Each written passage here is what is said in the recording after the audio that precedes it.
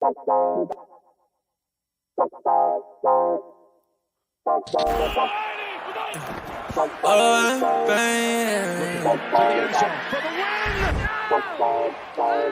what the fuck? Whoa! Yeah.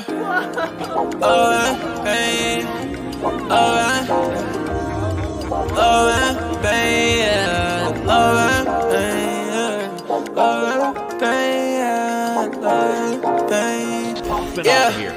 Yeah. Hey.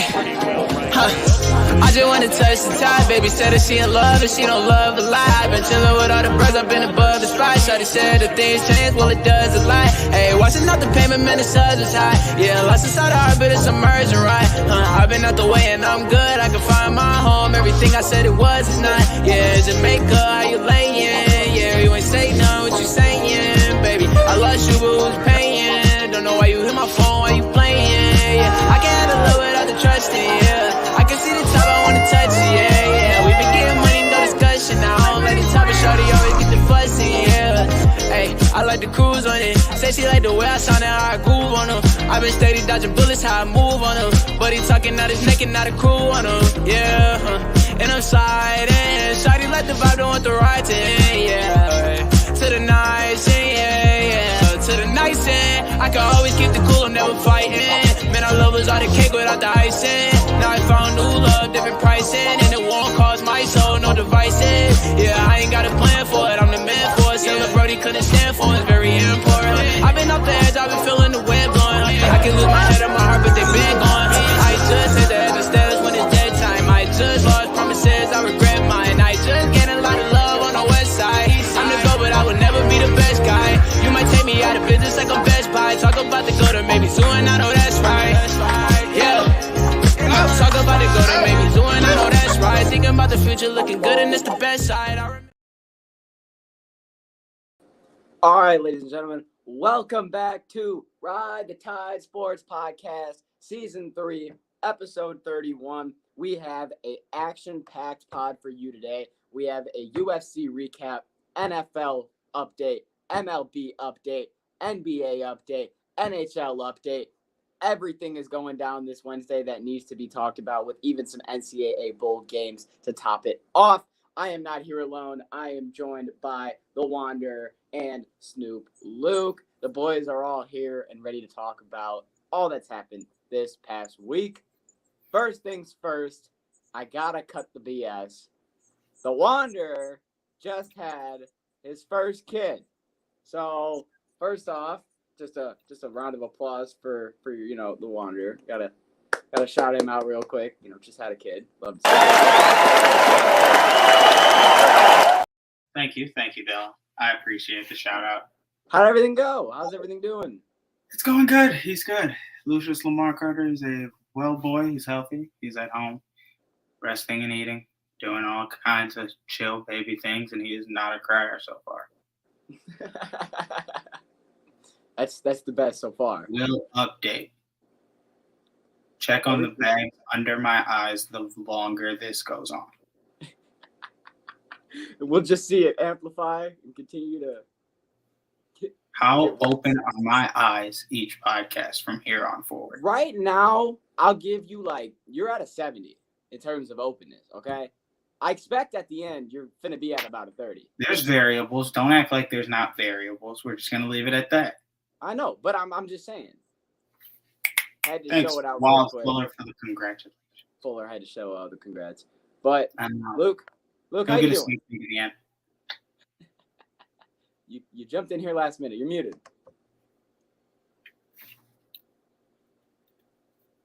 Talk to him, Luke. I'm doing good. I'd love to hear it. Hopped in last minute. I was like, I'll wait for Luke, and then he sees that notification and he gets right to the computer. I fucking love it. All right, so First thing we got to start off, and I'm going to be honest with you, Luke. I put NHL and UFC at the end because I didn't know when you were going to enter. So the first bit is basketball and baseball. I'm just going to let you know. I knew he was probably going to leave, but I just wanted to let him know that that's what we were going to start it off with. So first thing we have is the MLB update. And basically we have more offseason news, more trades, and more signings. And we're going to start with the biggest one that happened. Just right into it. Carlos Correa, the shortstop from the Minnesota Twins, has been signed to the San Francisco Giants on a 13-year, $350 million deal. I don't think he played good enough last season to get this contract. I think this is the contract that everyone expected him to get last year. And then when he didn't get that contract and it was only a one-year deal type thing and he settled, Tyler came on the podcast and then told all of us, hey, he's going to leave Minnesota. There's no way he stays long-term because look at the amount of money he's getting paid and look at where he is. And Minnesota, it's not like they didn't, put up some sort of fight. They threw out $295 million for 10 years. Correa looked at that and said, okay, I can do that. San Francisco came on and said, we'll do $350 million for extra 3 years on that. Correa said, shit, say no more. To San Francisco, I know. Year? Bring it. I'd do the same thing if I'm being honest with you. I think Correa made the right decision. I think when it comes to the Giants, they've had a long-term shortstop in Brandon Crawford for the longest time. He is now ending his career in the next couple of years. Not to mention he was just an all-star a couple of years ago, so he can still play middle infield, along with a new long-term shortstop. There's another move that the Giants made that we'll get into in a minute, but pitching-wise, batting-wise, they're starting to build something here, and this is what the Giants were known for doing from 2010. They win the World Championship. 2011, they're under 500. But then 2012, they get some pieces and win a title. But then 2013, they're under 500. But then 2014, they get the pieces back and win a championship.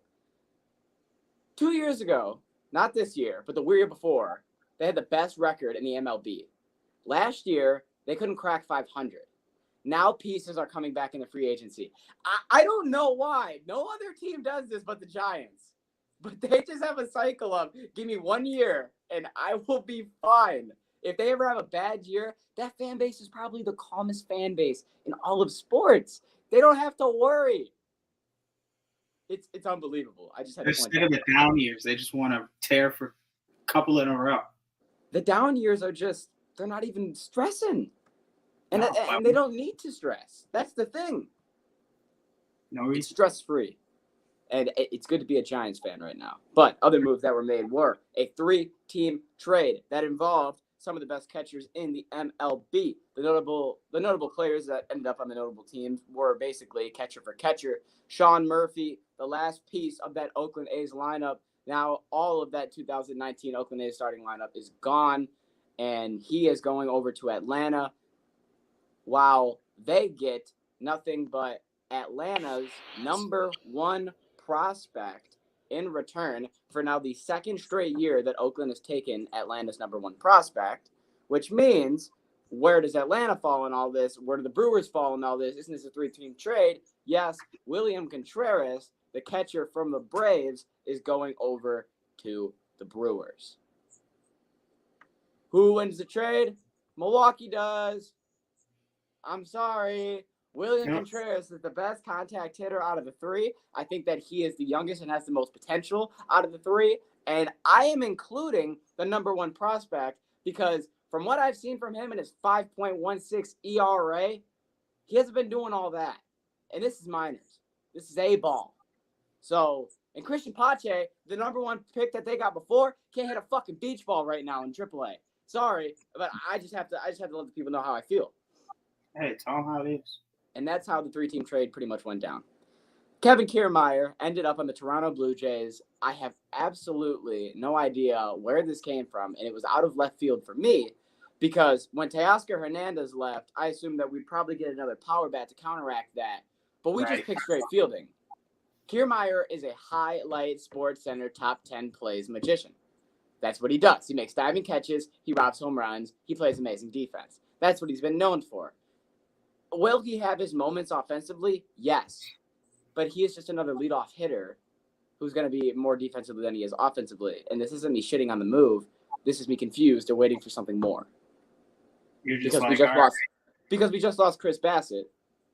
And Jesus, I got my notes all fluffed. Back to Chris Bassett. And speaking of Chris Bassett, I meant to say we lost him.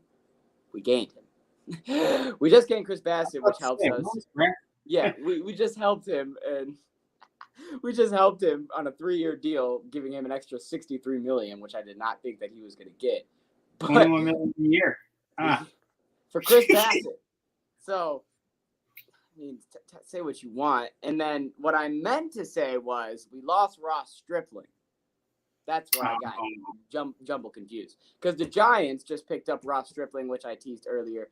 3.01 ERA, $25 million deal. He had 10 wins last year, and he had a good season behind being the third man with Gossman and Monarch. So I think that he's probably going to go into the Giants and be another 3-man pitcher in the same spot that he was for Toronto. All right. I don't believe there's any other news for the MLB, and there isn't, which means I will just hop right into the NBA update. Oh, I got a question. Hit me with it. Are you ready in December to say that the Pelicans are finals contenders? Well, it's funny you say that, because actually the first thing that I have to start off the Ye Here podcast is the New Orleans Pelicans. So am I ready to say that they're going to be finals contenders? Right now, I would say yes. Are they finals contenders? Just contenders. I would say yes, because after starting the season 1-12 last year, they have now won 7 in a row. And you also have to mention there's a lot of factors in this 7-game win streak that people need to point out, okay? Brandon Ingram, their second best player, has not been a part of this 7-game win streak. He's been a part of 1 game. Herb Jones, their best defender, also has not been a part of it. CJ McCollum has been shooting like shit all season. You can check the numbers. He has not been a factor at all. He'll pop back. It has been a healthy Zion, who has honestly been the main person offensively and defensively that's helped him this year by getting into a lot better shape. And there's a couple people that I want to point out that have been making this team a 7-game win streak and, like Jesse said, a potential finals contender. Larry Nance Jr. is playing the best basketball of his life, followed by Jose Alvarado, who has continuously been on the same uproar as he was from the playoffs last year. Trey Murphy is currently blossoming into somebody who every time he gets the ball behind the arc at a 3-point level, he's going to hit that bitch, and he's becoming almost automatic. And Dyson Daniels seems to be a very smart ball passer. Those 4 people are not 4 people that you're going to hear a lot of shine give to, but I'm going to give it to on this podcast because they've been factors in what have gotten the Pelicans to where they are right now. If CJ comes through shooting, Zion stays healthy, yes, they could be a finals contender. Hey, don't forget about Ingram. And when Ingram comes back. That's just more to the puzzle. Yeah, I like the Pelicans right now. I don't think their streak's fluky. I think they we were excited for this team last year. The second they got CJ, we were very excited. Because Zion and Ingram just seems like quite a big combination of the 3 and the 4. And what's funny is, while they've been on that 7-game uprise, one of the teams that got beaten by them and on the downrise that we're going to talk about next is the Phoenix Suns. They got some injuries. Chris Paul's also trying. They have little injuries, but they've lost the last 5 games in a row. They lost by 20 to the Mavericks and got smacked. Then they got smacked even worse by the Celtics and lost by 28. Understandable. Those are 2 good teams, okay? Pelicans, 7-game win streak, come in, beat them by 11. Then they have to play the Pelicans again, unfortunately, and lose by 8. And then the topper on top of all of that is them getting smacked by 14 against the Rockets. So right now, Phoenix is playing the worst ball that they have played in 3 years. You know, they lost DeAndre Ayton last night, so I'm not going to cut them down too much for that Rockets loss. But, geez. But we got to talk about this because when you have a team like Phoenix who has been at the top of the league the last 2 years and has been in a finals contender. They played in the finals. They're not playing good ball. It's because Devin Booker's not him like they think he is. Devin Booker started off the season crazy, just to let everyone know that he was a dog. But I think the problem is that Devin Booker has had the same problem now that he's had every season, and that's he's a hot spurts kind of guy. Will he have months where he sets records in Suns history? Hell yeah. But will there also be a week where you're sitting on your couch going, D-Buck, I swear to God, can you just hit a 3 for me, please? I mean, are you arguing it, Jesse, or would you say that's truth? I don't even know if it's that. It's just sometimes it's like they shoot too much sometimes, and they try and shoot out of slumps, and it's negatively impacting them right now. It used to do them nice, and that's how they've been able to lead the West in wins and lead the season in wins for a couple years. But at the same time, yeah, it's not working out. They are digging themselves in the holes they can't get out of in the same process they used to. Jesus, couldn't find the sentence. I would have to say that I agree. All right. I want to see if there's any other news here before we get into the Downtown Cash picks. Yes, there is. We have to talk about our hometown boy. Cade Cunningham is officially out for the year. Last year's number 1 overall pick plans to have season-ending surgery, and I can come on here and I can be sad, and I can be down, and I can be upset, but I'm going to be completely honest with you. We're 7-21, okay? And there's people like Sadiq Bey, Beef Stew, that might get traded. I'm going to be honest. You're looking at your core with Ivy. You're looking at your core with Cade. Holbon's a little too old, even though he's quite a stunner. If you could get some young guy for him, I think, and here's where I want your take. There's teams like Charlotte. There's teams like the Spurs. They're going to be bad this year.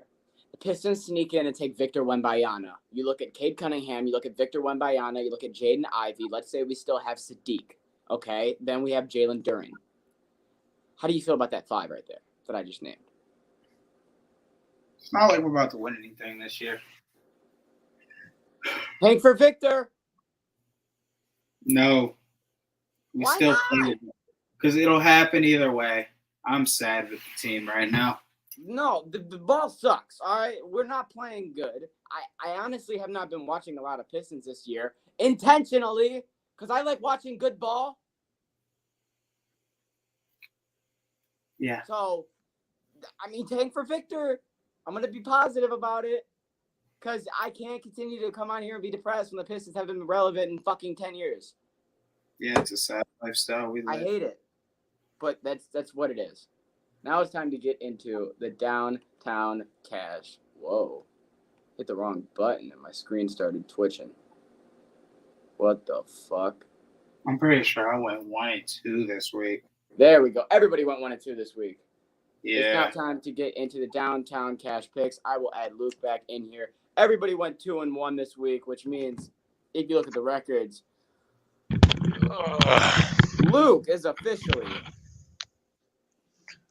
And where did I go? Luke is 6-3 total. Tyler is 4-8. Jesse is 5-4, and I am 8-4. Where did I go? We all went 2-1. Okay. Low key, we did the same in hockey. The whole squad. We all went 2-1 in hockey. Yeah. Yeah, I missed out on the Red Wings. I thought they'd take the Stars, and they could take the Stars as per usual. But we'll get to that later. All right. So Yeah. let's get into the Downtown Cash picks. First game that we have on the board, and this should be a great game. Dallas Mavericks, Cleveland Cavaliers. We're gonna start off with Luke. Who's the home bone? I got you. I'm not done. Mavericks are home and are -1.5. They are 11-4 at home, while the Cavs are. Give me the Mavericks. Give me the Mavericks at home. Mavericks Dear money Lord. line or spread? Money line. Bet. All right, Jesse, how about you? No. The Mavs almost beat the Bucks. So I'm going to give it to the home. Mavs money line. And I'm taking the Mavs -1.5 because when it comes to the Mavericks at home, Luka plays unbelievable basketball and this team continues to win. And I love the Mavericks at home and I love every sense of it. So I'm going to continue to ride Mavericks at home. Give me them -1.5. All right. Game number 2 right for you, Luke. We're sitting at the Miami Heat going to OKC. Miami is -2.5 because they play like dog shit on the road. I can't wait for a shot. Dear Lord, then if Miami plays like I just saw their record, give me the Thunder. Oh, baby. Taking the dogs. Money line, baby. Okay, I like where this is headed because I'm taking the Thunder. I like that. I like where this is heading because I'm taking the Thunder. Give me So it looks like that's a little sweep for the underdogs for OKC. You love to see that. Do we think OKC would be doing a lot better with Chet? Yes, I would say that considering the fact that right now they are 6-5 at home and they haven't been playing bad ball, leading by Shy Guy, they'd probably be doing a lot better with Chet. But at the same time, that string bean motherfucker, I don't know what he would be doing. So, game number 3, and just like last pod, I'm not giving you a spread, but I'm just giving you the best game on the chart because it's happening tomorrow. Just say it. 8 o'clock. Grizzlies at home against the Bucks. Ooh.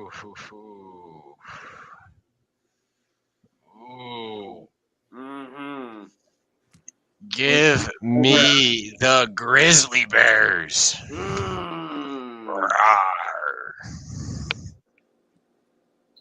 Jesse, I think I know where you're going with this. I ain't gonna lie. There's no Games spread tomorrow, there is no spread. So I just need. There won't be a spread till a winner later tonight. That's so difficult. So it's gonna be a money line play either way. Yeah. Bucks are favored. I'll let you know right now. The Bucks are 20-7. The Grizzlies are 18-9. The Bucks are 7-4 on the road. The Grizzlies are 12-2 at home. Game is Grizzlies at home. Memphis be bumping.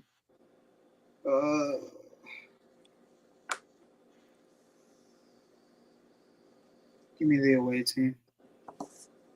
Wow. I thought we were taking a Memphis sweep because they're 12-2 at home. I got you, Luke. I'm riding Ja, and I got the Grizzlies at home with Memphis. I am honestly surprised that Jesse did not take his boys because I know that he loves to ride Ja and them boys in Memphis. So, very surprised. But at the same time, I respect it because you're trying to put your picks above your bias. And I don't think I could ever see Luke taking somebody beating Tampa in downtown cash picks. It's puck luck, I mean. The 12-2 home has to go to 12-3, I felt like. I understand that. All right. With that, we will now go into a couple NCAA bowl games. We only have a couple on Friday, but I want to make sure that we are able to hit as many bowl games as we possibly can because we are a podcast that talks about sports. Bada bing, bada boom. All right. So, the very first bowl game that I have to dive into, once my computer starts to load, I really wish I had good mental memory. Here we go. Friday, 11:30 on ESPN. We are looking at the Hometown Lenders Bahama Bowl. Oh, yeah. We're hitting all the bowls. I'm not playing around. We're making money. Miami, Ohio versus UAB. 6-6 versus 6-6. Listen, bro. Listen. I don't know what kind of content shortage you feel like is going on over here, but I don't think we're doing this. This isn't what we do. This is not what we do. I'm sorry. I apologize. You could call that rude. You could say we messed up, but this is not what we do here. We took Army Navy and now we can't take this? No. Army Navy was respect. That was about respect. What you got going on over here? Nah, scratch that. Okay, I understand. We'll skip that bitch. All right, this game's actually a really good game.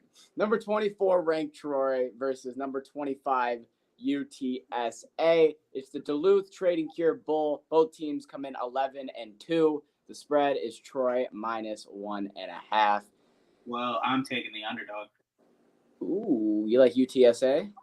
Yeah. I mean, honestly, all I know about UTSA is their quarterback. I'm gonna be dead ass with you, dog. I know Frank the Tank Harris, and that's about it. With his big old cheeky smile, I got Frank the Tank Harris, and I know that he's on the road team, so which that means I'm riding with you. Sorry, Troy, that over is 55.5. Fuck, this game should be a pretty high scoring game. It'll hit. But yeah, that's the final game I want to take, and You then want to take the over? Okay, then we'll take the over. Final game that we have to touch on Friday is Cincinnati versus Louisville. Louisville is favored -1.5 in the Wasabi Fenway Bowl. Louisville is 7-5. Cincinnati's 9-3. Give me Cincinnati with another 2-win season. If you want to put an asterisk next to it. I'm thinking Louisville. I think Louisville's had harder competition this year. I think there's a reason why they're favored in this game. The over-under is only 40, so this is probably not going to be a very high-scoring game. I like the fact that Cincinnati hasn't had a whole lot of competition. I think Louisville's going to win this game. I'm going to take them. All respectfully. Do you have a play? I don't blame you if you don't. Nah. I feel you. I would 100% understood if you were like, I'm going to be honest with you, I don't have a play. And I probably would have sat here and I would have been like, you know what, man? I get that shit. I ain't got a play. All right. Next thing that we will roll right into is the puck luck picks. So we'll hit that bitch right now. I think that, you want me to be completely honest? Yeah. Last time It's some room between the legs. 13:57 in the third. Yeah. Speaking of Connor, That's capital. Get to the garbage so much. Speak on the top of my brother's blood. None of these niggas be trust. We cannot question, you know what it was. Know what you doing for us. These niggas back 'cause I'm putting in work. Now you can trust it. Like I speak fluent in Russian. Did you catch that? All right, I got some comments that I got to run through real quick because I didn't catch these and I don't go on the computer enough. And it's normally Tyler, so I apologize, Bookie. I will continue to catch these comments. Bookie said the best bowl game to be in, a nice little trip to the Bahamas. That's true. I hear you on that. But go Miami, Ohio. Hey, he had a play. I told you this game. I told you somebody would give a fuck about this game, man. I'm sorry, Buck out. The spread was UAB -11. I'll ride Miami, Ohio on the money line with that one. Bookie, but why not? What am I going to lose in this game? And the final thing that he said was, since he does not have their head coach, he's a Badger now. Don't need him. We didn't take Cincy. I didn't take Cincy. I wrote against them. This makes me a little more confident in that. So I appreciate the information. I still got Cincy. And Bookie and Fuller continue to comment because I would be now picking up on this shit. But with all that said, and that further ado, we will get into the puck luck picks. There we go.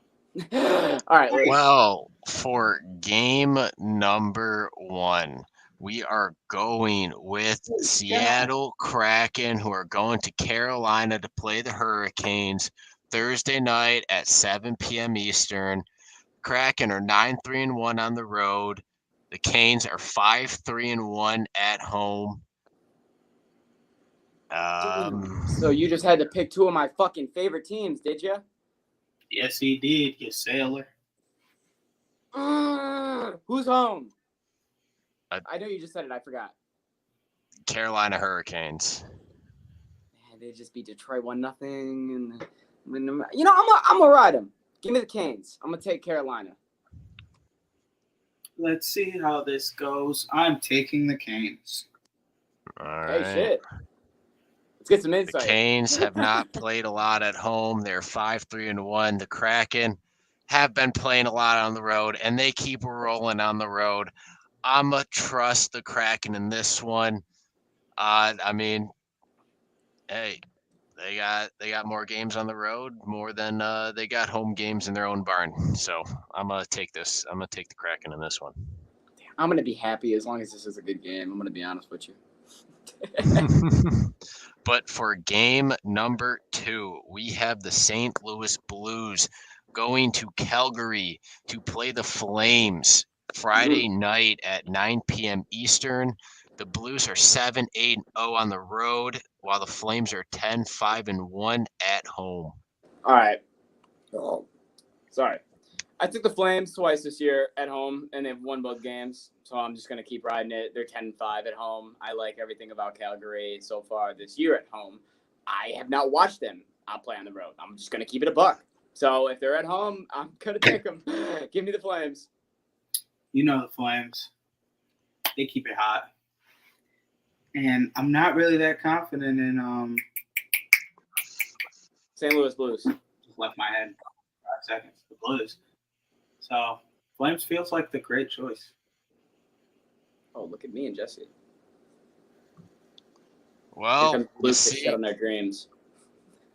well, I mean, I wouldn't think.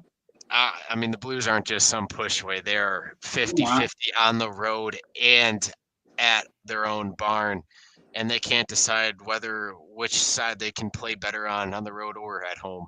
They just go 50-50 down the road. But that being said, the Flames are better at home. They do play a lot. They are not as good of a team on the road. They excel at home. I'm going to be taking them in their own barn. But this is going to be a sweaty game because the Blues are a team that like to just ruin dreams. Bookie just had to let everyone know. Fuller, screw the Wild. Go away. I'm sure Zach will have something to say about that. All right, Luke, what's game number 3?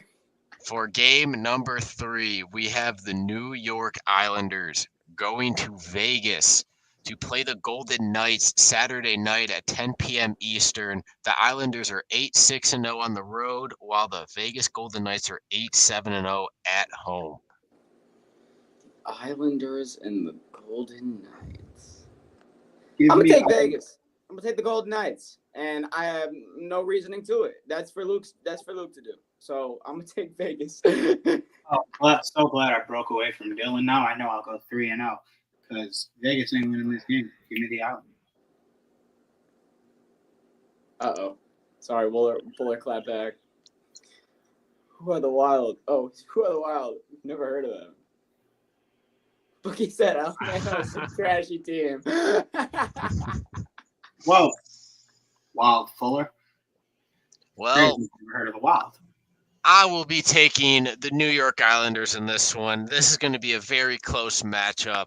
Possibly might see an overtime, but the Islanders are playing a different type of hockey this year, and the Knights are absolutely top-notch elite on the road, but they seem to struggle a lot more at home.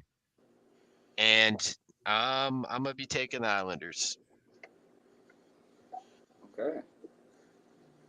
Yes, sir. Whoa. Now, can we speak on the topic of Ovi? I was going to get right into that right next because the next thing that we had for the people was the NHL update. Very first thing that we have to get into is Alex Ovechkin. You know what? I'll just let Luke take it away. Well, you see, Alex Ovechkin yesterday was 3 goals away from 800 before the game started. And then he proceeded to get not only 1 goal, but 2 goals. And add another one on there for the hat trick goal to get number 800. Man, wow. For his 800th goal is like it's a hat trick goal for him in the game. What the fuck? Man's a stallion. It had to be a hattie for Ovi. There was no other way that he was going to get 800. You said, I could get 800, but you know, I could do this in a couple games, or I could do this tonight. Fuck it. We could just do all this. We could just do this right now. And I think he made the right decision. Next thing, I have 3 pieces of news here for hockey, and I just want you to know that each piece of news gets more and more entertaining by the next. Okay, we're gonna start in Mullet Arena, where there was an incident off the ice in the stands where a Coyote CEO announced that a finger was bitten off during a fight that happened in the stands. There was a video posted of about, I would say, 15 to 20 people, that beer flying and hair pulled and fights thrown. Gross. And then afterwards, a video showed that the tip of a man's thumb was indeed bitten off during the fight. CEO announced. Never saw this. Please send it to me. Yep. I just wanted to know if anyone had any thoughts on this. Send that my way. Well, See that? if you're gonna take anything away from that, if you're in a fight, don't stick your fingers in people's mouths. Because they will get bitten off. Come on, Charlie bit me. It's been a thing. Hands closed. Don't let your fingers get exposed. They don't care. Mullet, bro. Please. Mullet with those college kids, bro. That shit is a crazy atmosphere, is all I'm going to say. Crazy atmosphere. Next piece of news. It just gets even better.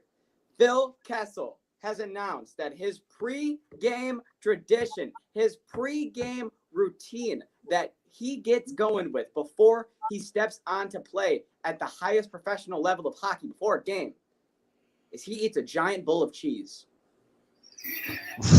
before every time he steps foot on the ice. Yes, Bro, that's Phil the fucking thrill right there. He's drinking pop and he's That's eating both hot. cheese.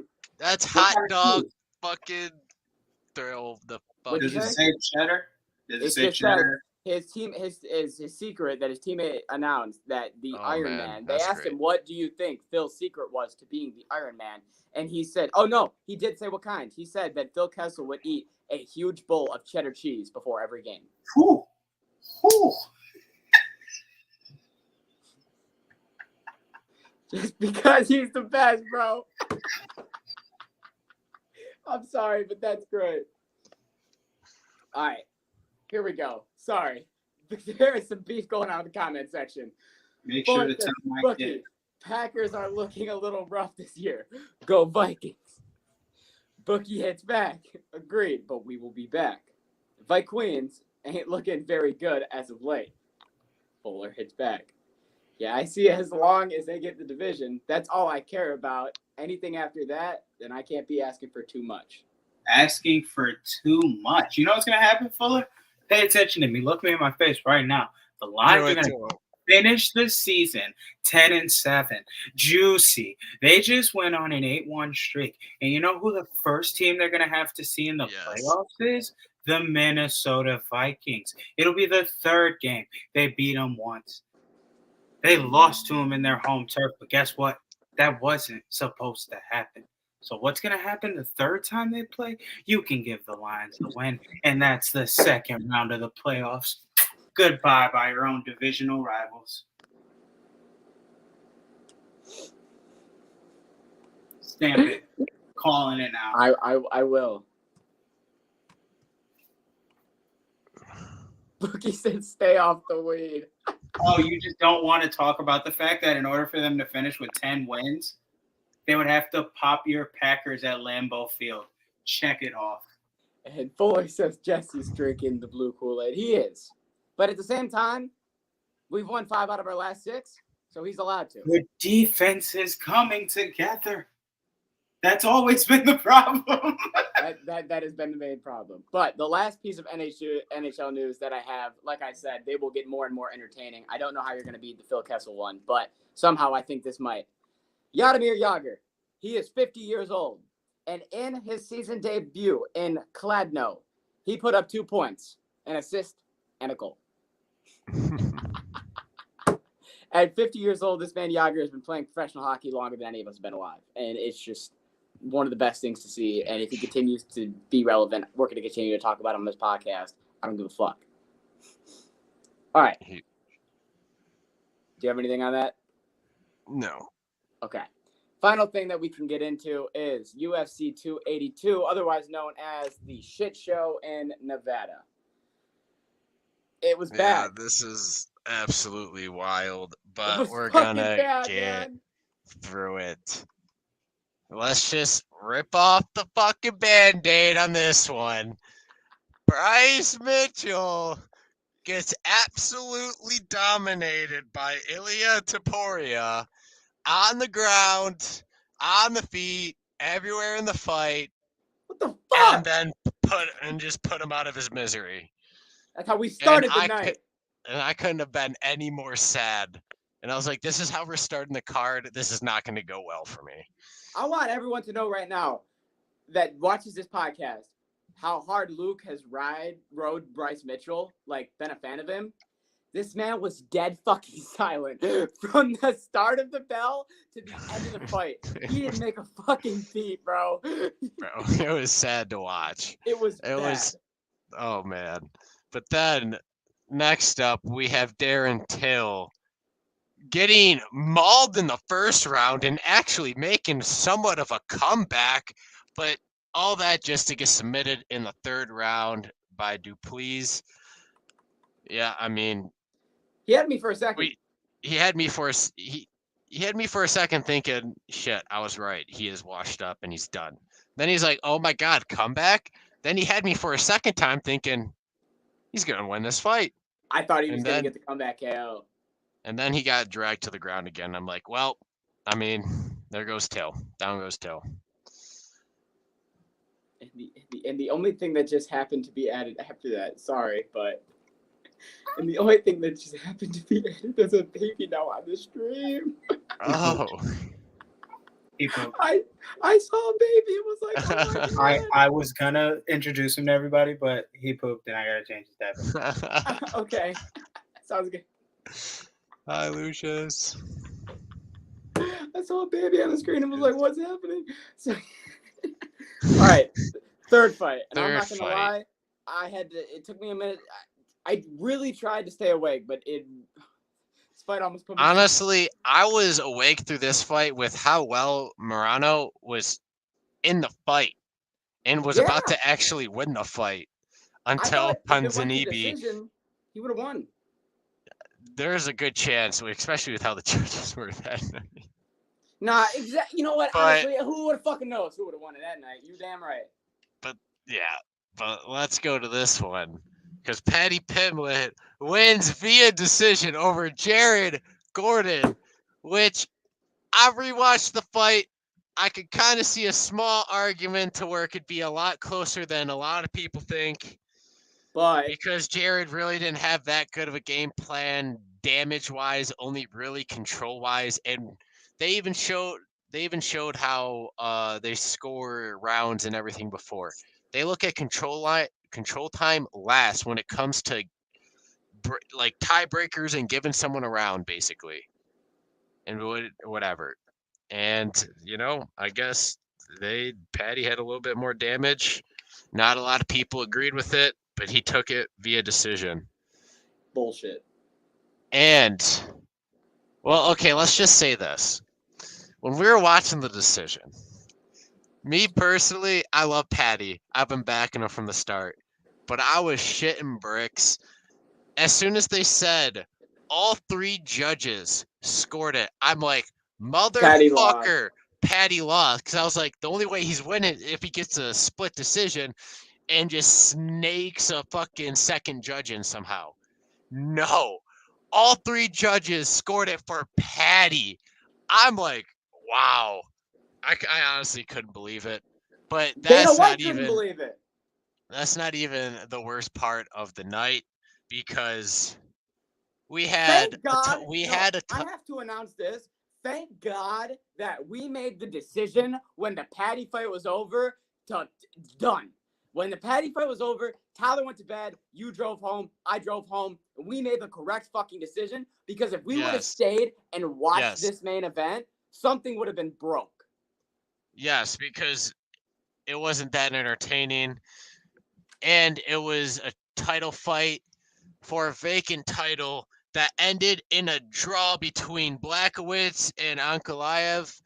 This is after the atrocities that's been happening all card.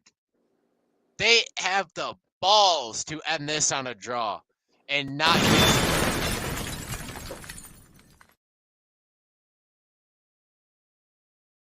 Sorry, I just had to put that. Jan even said in when Joe Rogan was interviewing Ankalev, that give him the belt. Just give him the belt or whatever.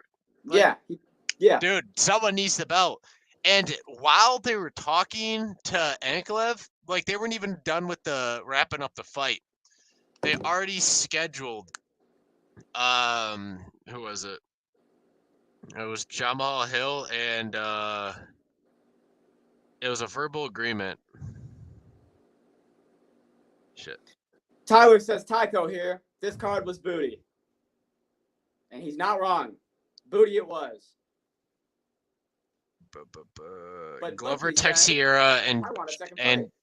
Glover Teixeira and Jamal Hill was verbally agreed on by both fighters. Correct. Not like minutes after the fight ended. They weren't even done wrapped up in the octagon, and they already had this fight ready to go, basically. Hey, by the way, these two, they asked Dana White, what's the plan now? He goes, oh, yeah, they're fighting in Brazil. Jamal Hill was supposed to fight Alex Smith. That's who he was matched up with. Alex Smith was sitting over there on the fucking UFC postgame show, and they told this man he was sitting over here like, oh, he actually knew before. Actually, Jamal Hill texted him before. Like he found out from Jamal. That's a real man right there. That's a real man. Yeah. I mean, you can't blame Jamal. I mean, that's a fucking title shot. But, I mean, yeah, it was normal fight or fight for the title. Which one are you gonna really pick? I'm not gonna lie. This year in UFC, I feel like there has been the constant theme of the judges being absolute dog shit and just being booty. Last year. Wait. Let me say this. And I feel like this was the grand finale of that. Like this was the topper of the ultimate. Like fuck you on the co-main and the main. No, I really don't think this was the worst judging night out of this whole year. But what card was worse than this year? What was full card? Like main card. I mean, I'd have to go back and look at every single card, but even the fights we hated, like the Thug Roast fight and the boring fights, there was other fights on that card. This card, top to bottom, the energy didn't go above 10 in that fucking. Oh no, there is. I'd have to go back and look because I think I remember a couple cards not being so great. I'm gonna be honest. Okay. Well, when we do at the end of the year, like we did last year, our fight of the year, worst, best, this and that, we'll do some worst fights and some worst cards because that needs to be mentioned. Yes. But anything else you want to add, Luke? Not really, except you're gonna have to start getting ready, looking at the pay-per-view of the year and shit. Yeah, I know, and I already have a pretty good understanding. I think me and you are kind of already on the same page because I saw you put into your notes about a month ago what that was, and I agreed. What it says right here, the UFC pay-per-view of the year, 278 or 281. I was like, yeah, I would say that we're on the same page. So I don't think that we'll have any argument about that. The only argument we'll probably have is fight of the year because I know that you have Gilbert and Kazmat, and I have Glover and Jerry. So yeah, that will probably be the only argument. We'll probably put a Twitter poll or something like that up. But with that being said, I believe that Jesse is still not back in the stream. He's got to change his baby, so we're going to let him change his baby. The next time that we will talk to you guys will be this coming Friday at 6:30, and that is where we will hit you guys with all of your your NFL and NCAA football news that you need to know. We're going to get you ready for the next week for football. Big bounce back week for the boys. And when it comes to college, we're going to make sure that these bowl games fucking hit. If you want to go and check us out on Twitch, we are now on Twitch at Ride the Tide Podcast. If you want to check us out on YouTube and Twitter and Instagram, that's at Ride the Tide 586 or at Ride the Tide Sports Podcast, unless you're on YouTube. I don't think there's anything else that I need to add here, except for check us out on Six Pack Coverage to buy our merchandise, and also check us out on Six Pack Coverage to see more of us. And with that being said, the next time that we will see all of you, beautiful people, will be on Friday with the full squad. Have a great night. We'll see you next time. Peace.